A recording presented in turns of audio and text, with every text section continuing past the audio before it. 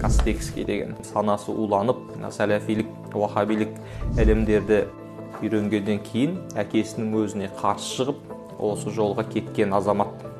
Поднятие рук в намазе следует делать один раз или несколько? По мнению большинства ученых, поднятие рук перед каждым движением поднимается. Например, когда на поясной поклон идешь, когда тут поднимаешься, когда земной идешь.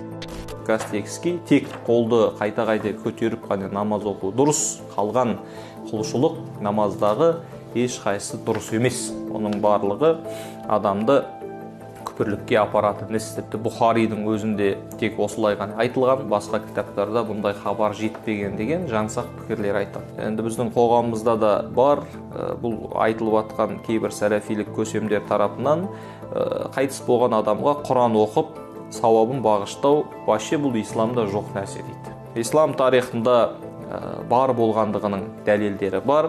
Мысалы, Джамаляддин Хазражи деген үлкен кісі Люба фил джамиу сүннати уәл китаб деген еңбегінің бірінші том 332 бетінде Абдуррахман өзінің баласына мен егер өліп қалған болсам, Фатиха сүресін және Бақара және оның ең соңғы аяттарын оқыңдар. Өйткені Абдулланың ұлы Омар дәл осы амалды мұстахаб, құптарлық, дұрыс амал деп білген, деп өзінің өсиетінде жазып кеткен.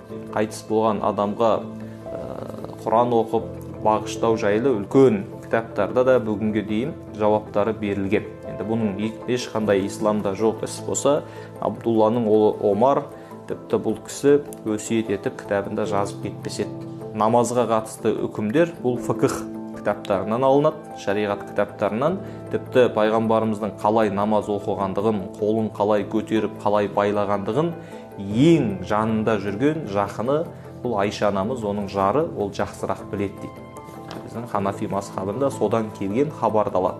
Бұндай уағызшылар осындай жолдармен, осындай кезеңдермен қоғамнан адамдарды тұлғаны ұзақтатып, өзіне жақындатып, кейін енді шарасыз қалғаннан кейін бұл осы кезеңдермен келіп, ең соңғы фәтуасында бір кезетте адамдарды елден бездіріп, үлкен оттың ортасына апарып тастауы бұл өте оңай нәрсе.